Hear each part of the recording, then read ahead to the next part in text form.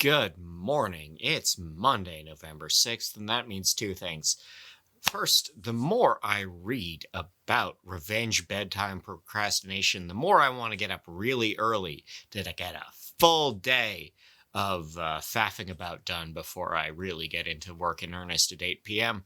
And it's time for the lighting industry news brief brought to you by KeystoneTech.com and their Combo Drive X3 Color Select LED tubes.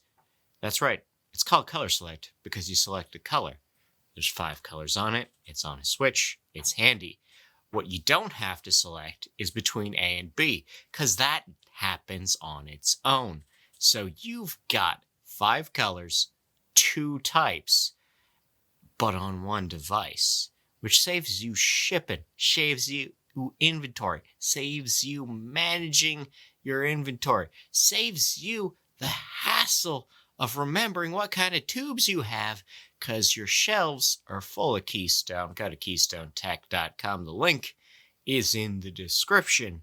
The news starts now with AMS Osram selling their Malaysian factory and then leasing it back because that's a financial recovery move you can do. The DOE's ILC has saved 2 million kilowatt hours.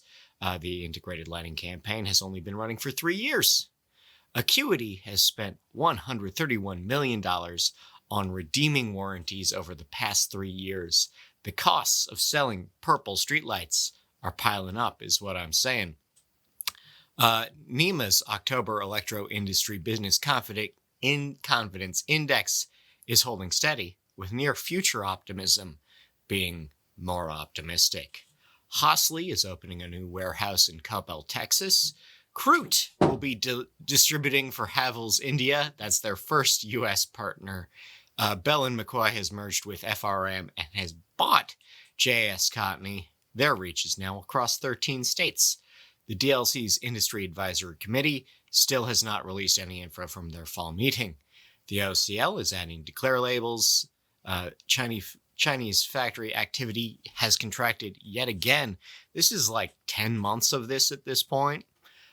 Daylight saving time increases traffic accidents. This week is 30% more dangerous, particularly at dawn and dusk. The LSI is issuing a dividend. Net income is up 28%. Shareholders will be offered a nickel apiece. Fagerhult Group's Q3 is up 9% on profits.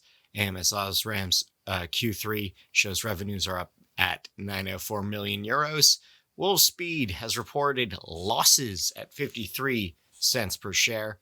The DLC is seeking your input. There's a short survey available, link always on nail.org. Schneider Electric has secured a $406 million Air Force contract for resilience and readiness in Asia-Pacific Air Force bases. Outdoor Living Supply has bought Apache Stone. They're both in hardscapes and landscapes and lighting and exterior masonry. I don't know, worth knowing. Outdoor Lighting Concepts is opening a new location on the Treasure Coast of Florida. Light Tennessee is expanding with a new location in Nashville. Ledvance has won a silver medal from EcoVadis. Brightcore is a great place to work, according to Great Places to Work, a PR agency you can pay to consult with you to make your place to work great. Walmart is spending $9 billion on store renovations. There are 117 stores with new lighting, among other changes, but 1,400 more stores will follow suit. NovaFlex is partnering with Lighting Digest. Coronet LED has partnered with ELA to rep for New York. Leviton has picked architectural lighting for Western Pennsylvania and West Virginia. Lightspec will be repping Creston in upstate New York. And Arlington has named new reps across the entire continent. It's 8 new contracts. There you go. In legal news, LED iBond is seeking a patent on a new horticultural lamp, and Fair Louise has ended its complaints against Cooper, Signify, Sylvania, Spectrum, and Spectrum voluntarily. In events and webinars, on the 2nd, we have the AAILA report on next year. Leducation has 100 manufacturers on their wait list, and Light and Building has previewed some of their programming for next year. In IoT news, Tuya has launched Matter 1.2. They're the first to develop the newest version to support the newest version of the CSA standard. Cox has partnered with Level Home for connectivity in multifamily homes, and Infineon has debuted the Internet of Mattress. New sleep sensors will be available to OEMs soon. In R&D, the CLTC has secured new funding for their Color and Moon Lab from Seoul Semiconductor and Toyota Boshoku. Lipid has created a new glare and discomfort survey. This questionnaire will help occupants genuinely express measurable dissatisfaction with their lighting. Korea Photonics has improved micro-LED's luminous efficiency. This new 90% rate doesn't change with chip size. In darkness-related news, the Philosophical Transactions of the Royal Society have published an all-light pollution issue. I haven't read it all yet, but you should. The UK has begun a new glowworm conservation program. 83% of French people surveyed say they don't feel safe on dark roads. DST is bad for us. I'm going to keep saying it. It's bad. It's wrong. We shouldn't do it. Dark Sky International has published their review of all their local annual reports. The Michigan Department of Natural Resources has begun an awareness campaign for migration season. Downtown Kalamazoo, Michigan is installing new dark sky quotes lighting, and Nova Scotia schools have participated in a star counting project. In horticultural news, Fluence and Cannabis Business Times have published their annual report showing that LED adoption is spreading and yields are up. Scott's Miracle Grow will be issuing a dividend of 66 cents per share. Michigan State U is spending $35 million on a greenhouse complex. Brainlit is relamping the Sacramento Kings locker rooms and practice spaces with their branded biocentric lighting.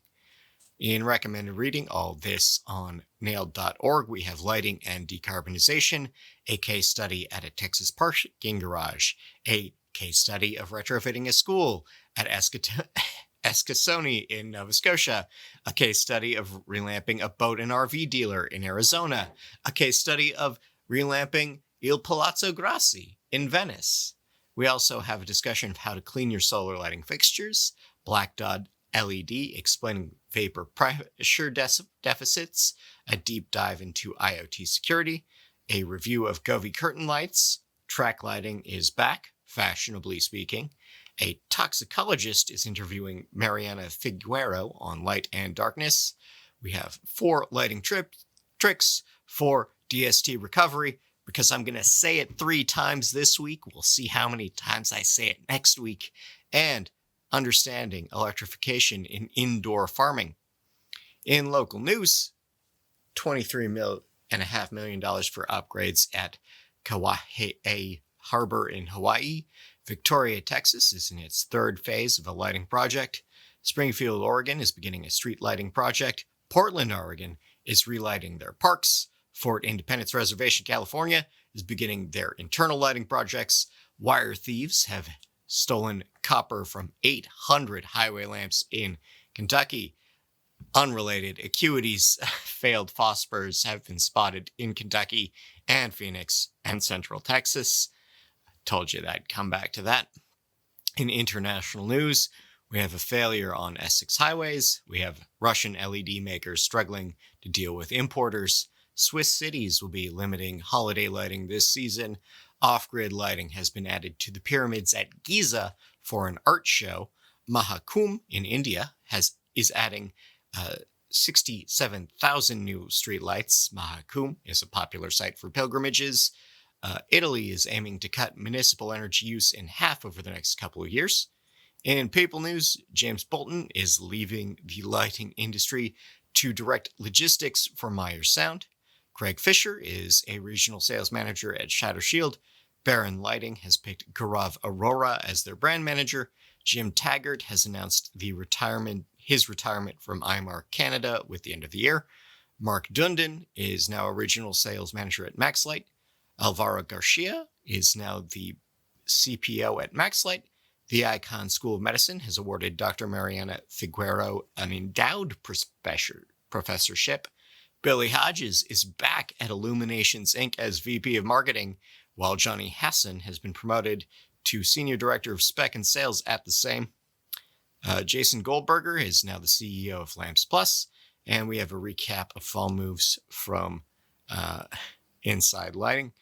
In projects, you can make your own Daft Punk helmet, and a reminder that CRI, the metric set out by the CIE, only checks a certain number of color swatches. Only one of those is a skin tone, and this week that created some trouble as photo editors were trying to determine what shade a certain public figure actually was, and maybe this is a case for TM30. Until next time, I've been Scott Wachter. Enjoy your week, enjoy the music. We will see you around. I drive alone tonight. There is no one in sight. I've got no things to do but to think of you. And I can see your face, your finger on the glass that's drawing circles on my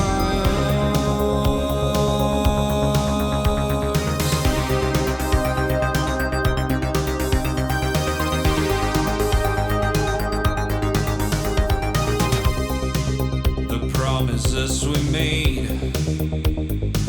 the times that we misplayed, when you gave me your smile, and when you were a style, and now I cross the door, staring at the floor, 'cause there's nobody to care for.